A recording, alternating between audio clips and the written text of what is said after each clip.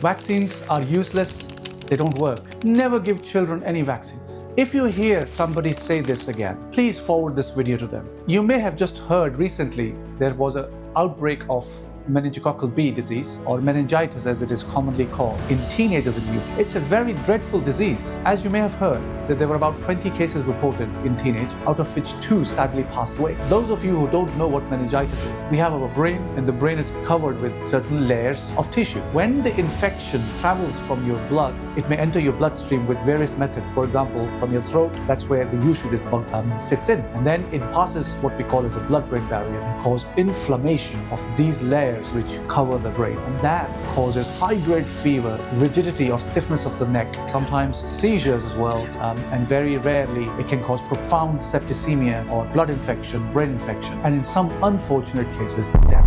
So it is quite a devastating disease if it happens at any age group. Have a look at this literature. There has been studies from various parts of the world, and I've just picked one for you. In this study from Europe, which is looking at many different countries, the initial incidence of this disease, which is quite high, is in young babies and children, the 1 year, and to some extent under 5 years. Then the disease actually settles down a bit, and that's likely because of the vaccination which is given early on. But then, as you see in the graph, it rises again in teenagers. So it's very important to prevent this condition in children, and we have a really robust